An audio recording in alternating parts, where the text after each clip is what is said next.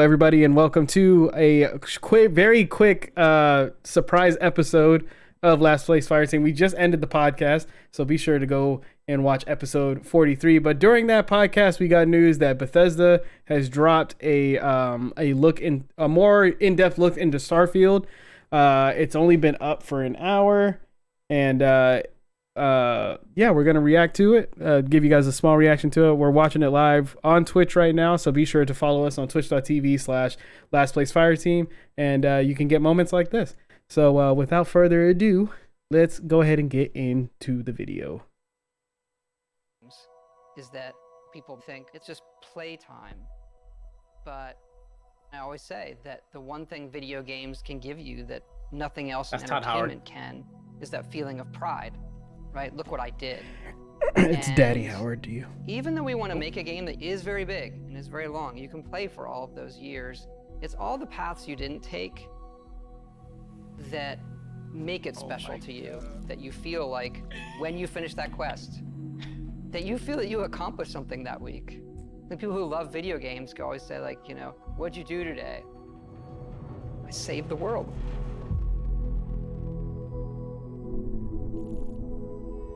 I'm not gonna lie, I could have ended there and I'd have been happy. Yeah, I know, right? I'd have been like, yep, I won it. All won the Endless Pursuit, so this might be a series. We've been incredibly lucky to work with such a tight group of people for so long. Like, we're all friends. It's like a second family in a way. We all sort of know or get what a Bethesda game is.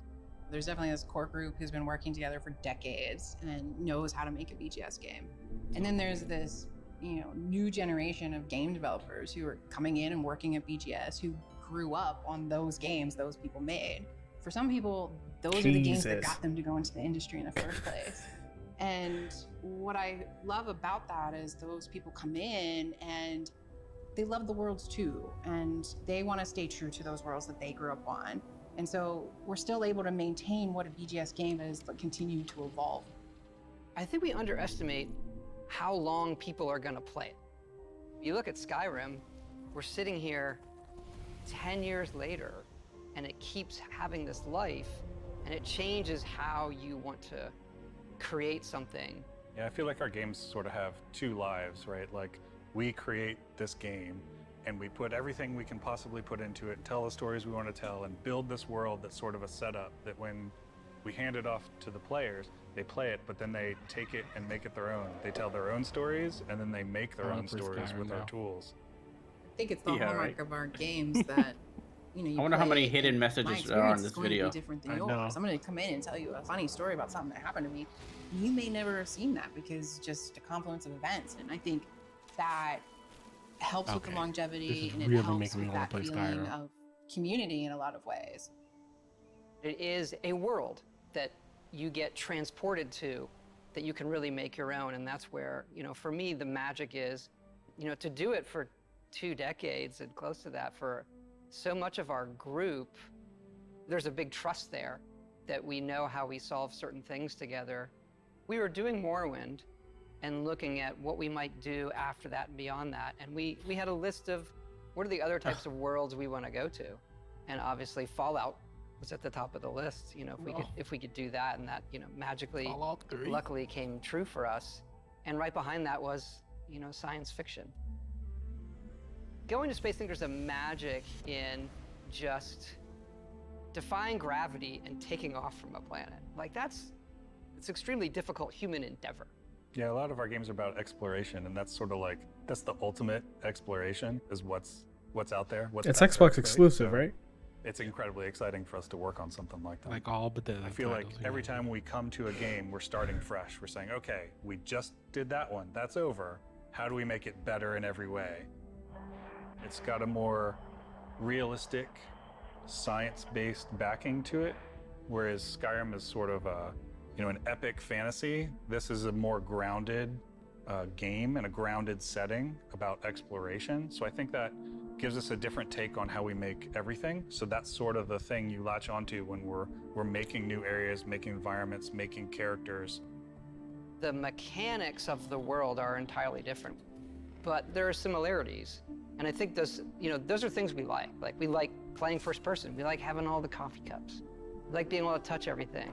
Those moments make the whole thing believable.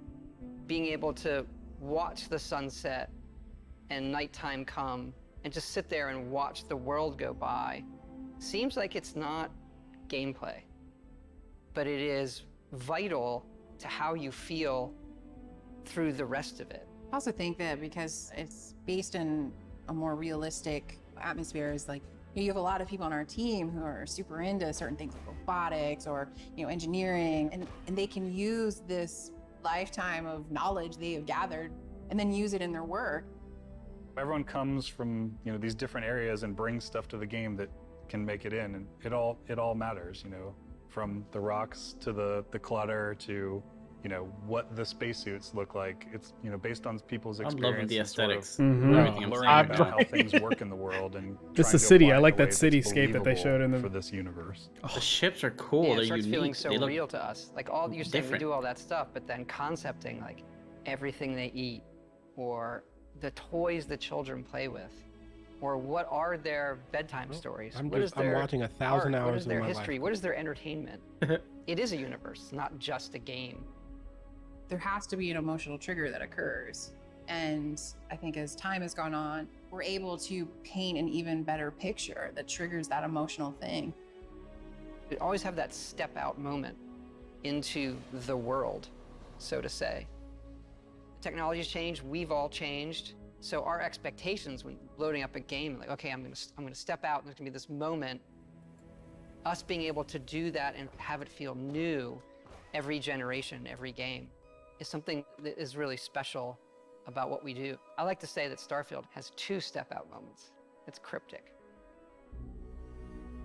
Our process of making it is a journey for us that is very, very rewarding.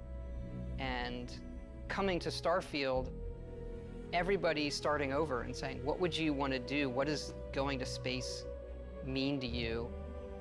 And everybody comes back to the same one. I want to see what's out there. Bruh. I'm so ready for this game. I'm saying this is going to be a No Man's Sky mixed with Mass Effect and Skyrim, elements of Skyrim. So I bet you agree. we'll be able to go to other planets and they'll be super fleshed out. I'm assuming we'll probably get like 2 to 3 like fully fleshed out planets that are like the size of Skyrim or bigger. Right. That you could just that would be mind blowing and think- something that no one's ever done before. I don't think. Yeah, and I'm pretty much going to piggyback on what you said. I think it's going to be what we wanted No Man's Sky to be when it originally came out. And I think like it's going to be that world where it's like, okay, you have that element of exploration, but then they're going to have what they always bring, what Bethesda always brings is the NPCs. And I think the NPCs is really going to make each world we go to feel like super unique and feel super real. And especially with this realistic play style that they're saying that it's going to be like, I think you can just make like, again, I'm ready for 1,000 hours of my life to so like because that's just gonna be like that's so cool to me because if you're just able to go out on these journeys and it sounds like most of these quests and stuff are going to be quests that just take you out into the world rather than you like constantly fighting or whatever, and I think they're just going to nail what we want in No Man's Sky. I think also that they're gonna use procedural generation just like No Man's Sky uses for their planets and biomes, fauna and stuff like that, but there'll be a mix of procedural generation and then curated experiences where you go into a city or you go into a swamp and it's just made by hand by an artist and it has a lot of detail, but most of the open world is probably going to be generated by a computer procedurally. But I'm really excited to see what kind of tech they use because I see this being a complete hit already. Even if it has a shit start to the game, I think there's gonna be so much depth there because it is Bethesda and Skyrim and Fallout. But I can't wait.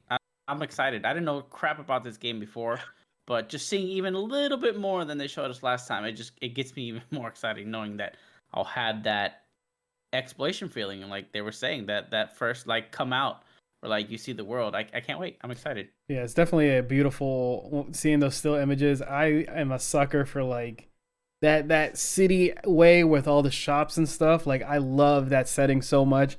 Can't wait to see it. A lot of the images they showed were beautiful. Um, the way he's explaining, the way I basically I would love to like sit and talk with Tom Howard. I'm sure everybody would agree, but the way he explains video games, like, it makes me want to like pick up Fallout and go back and actually like, because I've never finished a Skyrim game all the way through. I've played a lot of it, never finished all the way through. I finished Fallout games before, but like the fact that he's like saying like, well, like whenever he said, oh, you sit there and you watch the sunset go into night and stuff like that, like those very small things, it's like, man, I really need to go back and just take in everything. But I'm a sucker for space games like this, so I'm hoping you're right, Yendi. I hope it feels like a Mass Effect. I want it to be a little bit slower. I can't wait to see what modders are gonna do. That's what people have been talking about in the comments of how Bethesda's big on the big mod community. So I automatically assume that somebody's gonna make a Star Wars mod for this, and it's gonna be crazy. But yeah. I could totally see that happening. It'd be nuts. But man, I cannot wait for this game. This is another game that I am down to say like I will be pre-ordering, playing day one. They already have my money. I'm going to that website right there. If you guys didn't know and you're new to game trailers, when they put the website there, go check out the website, man. There's a lot of stuff that you can sign up for, and they love the support. But yeah, do you guys have any more thoughts?